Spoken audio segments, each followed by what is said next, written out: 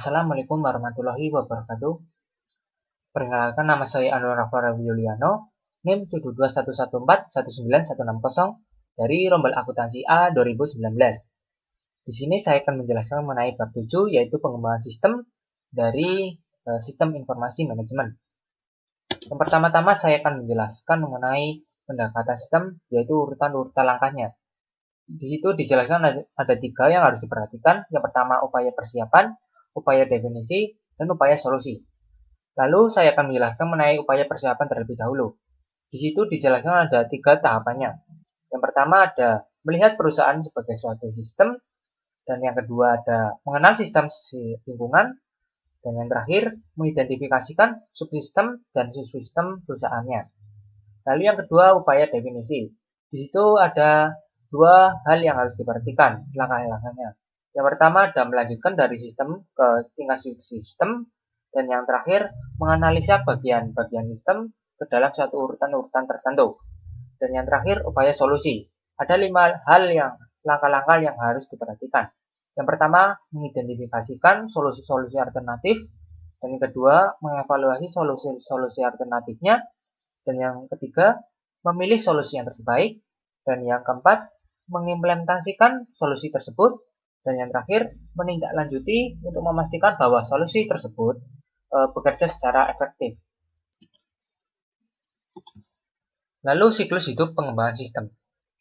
Aplikasi dari pendekatan sistem bagi pengembangan suatu sistem informasi dengan mengembangkan suatu sistem atau sebuah metodologi dengan pendekatan sistem.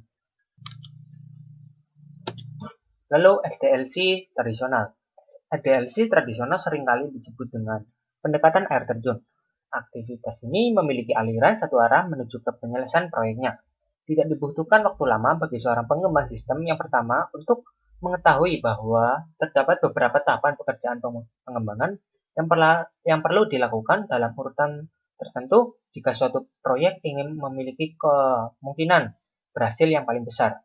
Lalu untuk hal itu, tahapan-tahapan siklus hidup sistem harus terencana dengan memperhatikan 5 hal tersebut. Yang pertama, perencanaan.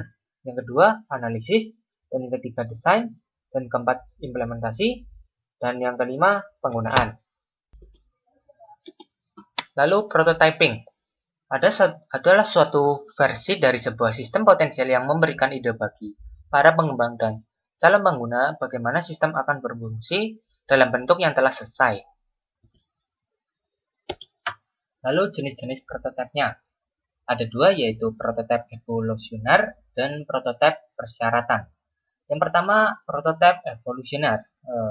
Di situ dijelaskan mengenai prototipe evolusioner adalah terus-menerus disempurnakan sampai memiliki seluruh fungsionalitas yang dibutuhkan pengguna dari sistem baru. Prototipe ini kemudian dilanjutkan produksi, jadi prototipe evolusioner akan menjadi semakin aktual. Lalu yang kedua, prototipe persyaratan. Dikembangkan sebagai suatu cara untuk mendefinisikan persyaratan-persyaratan fungsional dari sistem baru ketika pengguna tidak mampu mengungkapkan dengan jelas apa yang mereka inginkan. Lalu prototipe evolusioner ada 4 hal yang harus diperhatikan. Yang pertama, mengidentifikasikan kebutuhan pengguna. Yang kedua, membuat satu prototipe. Dan yang ketiga, menentukan apakah prototipe itu dapat diterima, dan yang terakhir menggunakan prototipenya. Dan yang kedua, prototipe persyaratan. Ada 4 hal yang harus diperhatikan. Yang pertama, membuat kode sistem baru. Yang kedua, menguji sistem baru. Dan yang ketiga, menentukan apakah sistem yang baru dapat diterima. Dan yang terakhir, membuat sistem baru menjadi sistem produksi.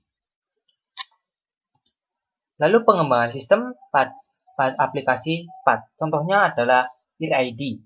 Diperkenalkan oleh konsultan komputer dan penulis James Martin, dan istilah ini mengacu pada suatu pengembangan siklus hidup yang dimaksudkan untuk memproduksi sistem dengan cepat tanpa mengorbankan mutunya. Lalu unsur-unsur penting pada EID. Yang pertama, manajemen. Manajemen, khususnya manajemen puncak, hendaknya menjadi penguji coba yang suka melakukan hal-hal yang dengan cara baru atau pengadaptasian awal dengan cepat mempelajari bagaimana cara penggunaan metodologi baru. Lalu orang, daripada hanya memanfaatkan satu tim untuk melakukan seluruh aktivitas, RID menyadari adanya efisien yang dapat dicapai melalui penggunaan tim-tim khusus. Lalu metodologi. Metodologi dasar RID adalah siklus hidup RID. Lalu alat-alat. Alat-alat RID terutama terdiri atas bahasa-bahasa generasi keempat dan alat-alat rekayasa peranti lunak dengan bantuan komputer yang memfasilitasi prototyping dengan penciptaan kode. Alat-alat cache menggunakan komputer untuk mendokumentasikan yang dapat diubah menjadi peranti lunak dan basis data operasional. Lalu pengembangan berfase. Suatu pendekatan bagi pengembangan sistem informasi dengan 6 tahap yang dilalui. Tahap-tahap pengembangan berfase. Yang pertama, investasi awal. Para pengembang termasuk pengguna dan juga spesialis informasi melakukan analisis usaha dengan tujuan untuk mempelajari organisasi dengan masalah sistemnya. Lalu analisis. Pengembangan menganalisis persyaratan fungsional pengguna untuk masing-masing modul dengan menggunakan berbagai macam teknik pengumpulan informasi. Yang ketiga, desain. Pengembangan merancang komponen dan antarmuka dengan sistem-sistem lain untuk setiap modul sistem yang baru dan kemudian mendokumentasikan desain dengan menggunakan berbagai jenis teknik. Lalu konstruksi awal. Pengembangan membuat dan menguji peranti lunak dengan data setiap modul untuk mendapat umpan balik dari para pengguna. Dan kelima, konstruksi akhir. Peranti lunak modul diintegrasikan untuk membentuk sistem yang lengkap yang diuji bersama-sama dengan datanya. Dan yang terakhir, pengujian dan pemasangan sistem. Pengembang merancang dan melaksanakan uji sistem yang tidak hanya mencakup peranti lunak dan data, melainkan juga sumber daya informasi lainnya. Lalu desain ulang proses bisnis. Proses pengerjaan ulang sistem disebut dengan rekayasa ulang atau BPR. Lalu rekayasa terbalik. Proses menganalisis sistem yang sudah ada untuk mengidentifikasi unsur-unsur dan saling keterhubungan di antara unsur-unsur tersebut, sekaligus untuk membuat dokumentasi pada tingkat abstraksi yang lebih tinggi daripada yang telah ada saat ini. Lalu diagram arus data. Ada 4 tahap yang harus dilalui. Unsur-unsur lingkungan dengan mana sistem berinteraksi, lalu ada prosesnya, ada arus datanya, dan penyimpanan datanya. Lalu kasus penggunaan.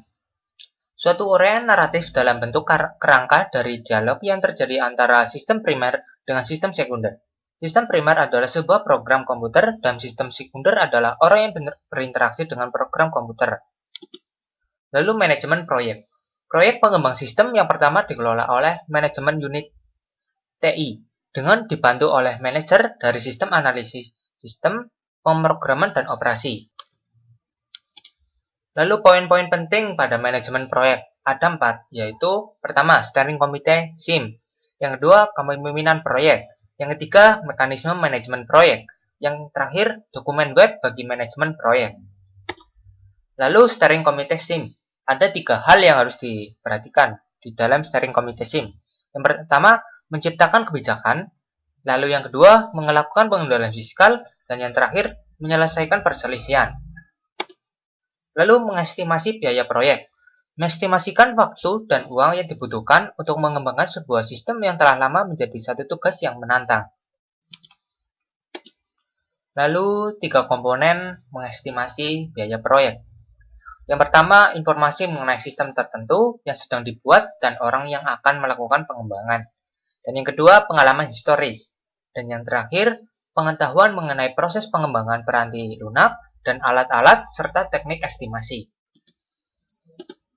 Lalu poin-poin penting dalam mengestimasi biaya proyek.